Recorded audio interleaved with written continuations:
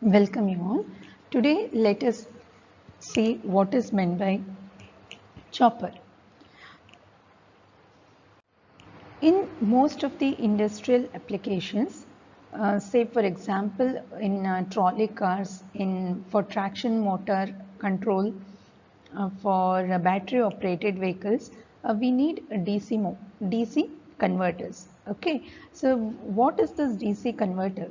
So DC to DC converters are nothing but you convert a fixed DC voltage source into a variable voltage DC source. So nothing but it is a fixed DC to variable DC converter. So this DC converters, they are also used in regenerative braking of the DC motors to return energy back into the supply. They are used in DC voltage regulators and are also used along with an inductor to generate a DC current source, especially for the current source inverter. So we need to study this DC to DC converter in detail. So a DC to DC converter, it converts a fixed DC into a variable DC. So if we have an AC voltage source and AC supply and converting it to a DC is a very tedious, because we need to have a rectifier also. So in industrial applications we need to simplify our controlling mechanism, right? So we directly go for a DC to DC converters. So now this DC to DC converters, mainly it is categorized into two types. One is step down chopper and the other one is step up chopper. As the name indicates, step down means from the fixed source, we get a variable DC source which is variable DC source, but the variable DC is of a lesser magnitude, that is step down chopper. Step up chopper means fixed DC converted to variable DC with a higher output, that is higher variable DC at the output. So in simple words, we can say that a step down chopper, the output voltage is less than the input voltage, input DC, whereas in a step up chopper, the output DC is more than the input DC. So first let us see what is the principle of operation of a step down chopper. So to understand this concept, let us consider a load. So the load here which is used is a resistor, and you can see the thyristor, which is the semiconductor device, is used as a switch, and we have a DC source. So this DC, that is V, is fixed. So this is a fixed DC source. What we need to get here at the output? We need a variable DC. This is our requirement. So for that we use the thyristor as a switch. We use thyristor as a switch, which is nothing but known as a chopper. So let me first explain you. This is a fixed DC. So here in this waveform the input is not given. I will draw the input first. So say I'll give the name as Vin. So this Vin is constant. Okay, this Vin is constant. So our input is fixed, which is of a magnitude V. Now this magnitude V input, we need to obtain a variable output. So that is what given here. So you can see here the output is not constant. The output is V for a duration T on and the output is 0 for a duration T off. So how it can be obtained? So we have a controlled device, controlled switch that is the thyristor. Whenever you apply the gate signal, the thyristor is on, okay, and for this particular purpose, since the supply is DC, naturally your thyristor will not go off on its own. You need to have an additional circuit, you call it as commutation circuit, so to turn off the thyristor, okay, that you have to remember. In choppers, you don't have a natural current zero occurring in the input supply. So what we have to do is, you need to make the current zero by using some external component. That external circuit, you call it as a commutation circuit. So now how is it going to work? Say you have applied a gate pulse at this duration, in that case the thyristor will conduct, okay.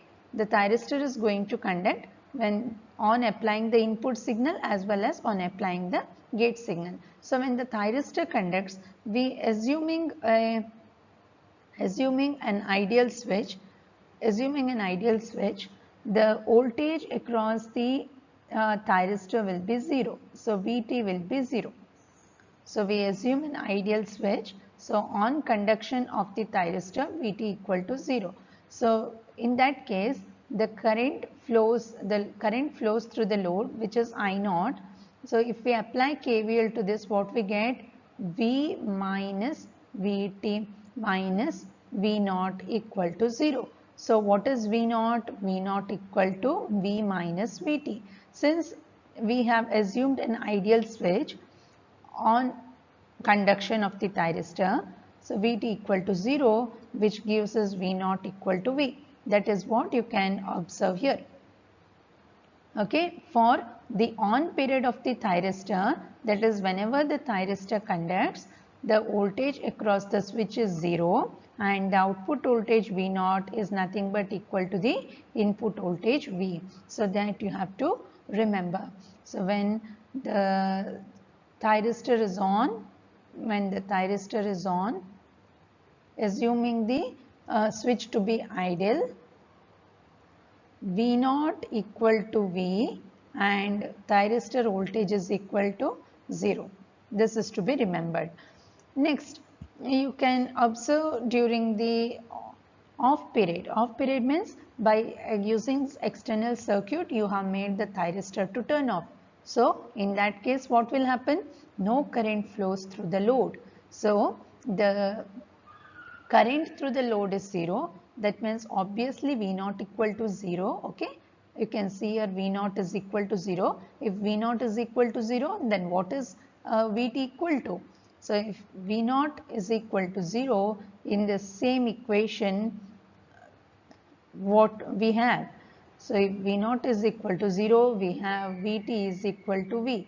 That means if this V0 is 0, the voltage across the thyristor is nothing but the supply voltage, which is V.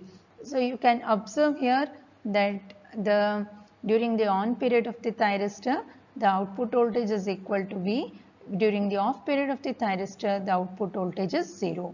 And you can observe here the average DC output voltage which is given, which is nothing but equal to VDC.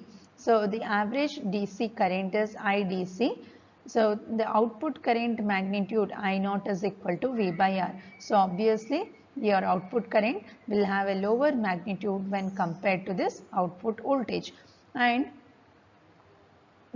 since the load is resistive, both don't have any phase, that is both don't have any difference. So both during on period the current flows, during the off period the current doesn't flow.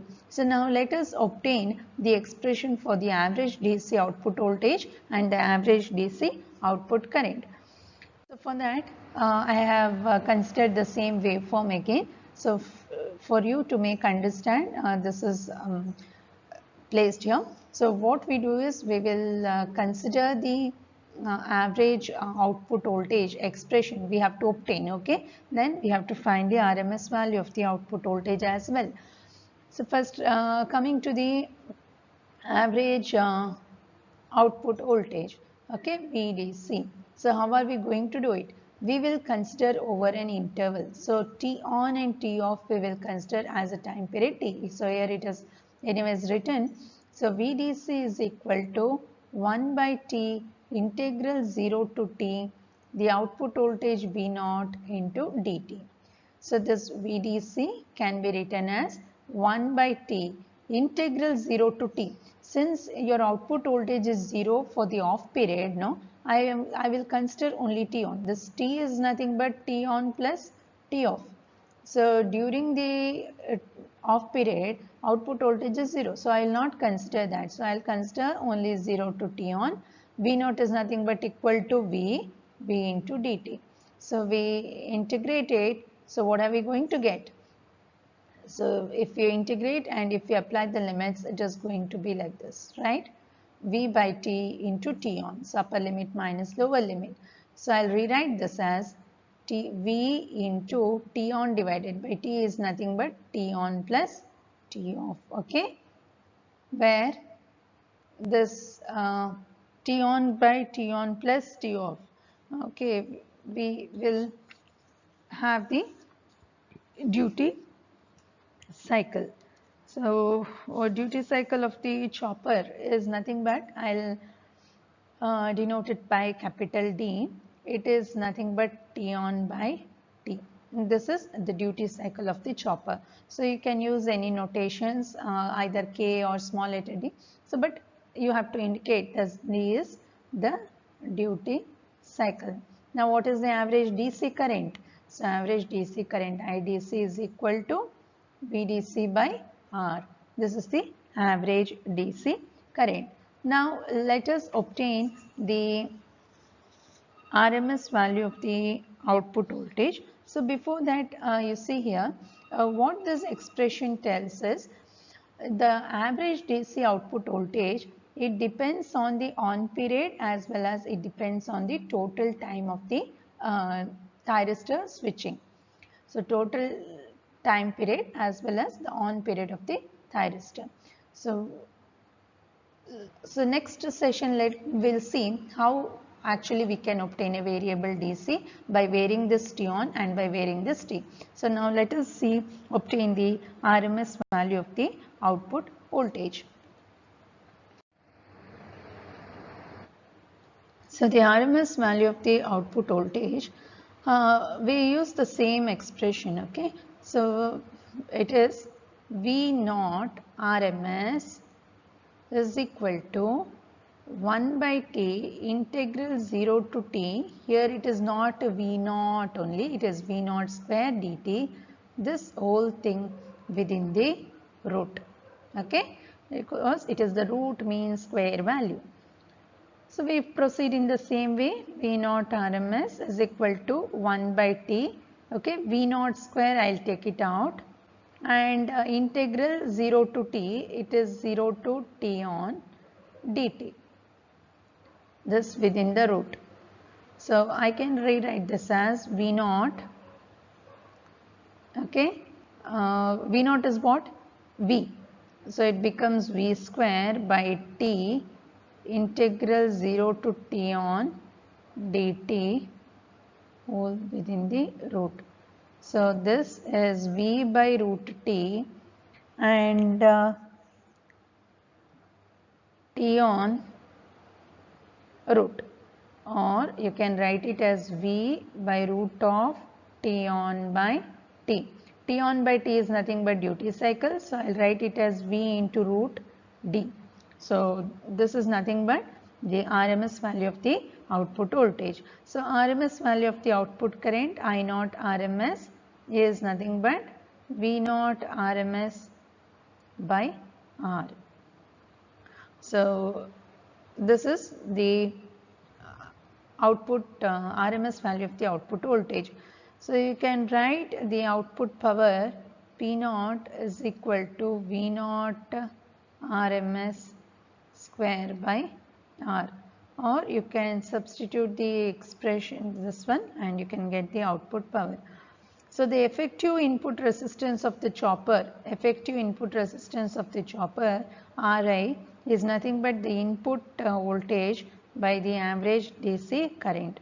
So this is the effective input resistance of the chopper. So what we can observe here is you can vary the output voltage by varying the duty cycle. Duty cycle is nothing but on period by total time of the chopper. So this is about the principle of step down chopper. So output voltage will be less than the input voltage. So it is all obtained by varying the duty cycle of the chopper. Okay, and most important of all, you need to remember that you need to have an external circuit to turn off the thyristor, nothing but the process you call it as commutation. So next session we will see the how actually we can obtain the variable DC voltage by varying the duty cycle. Thank you.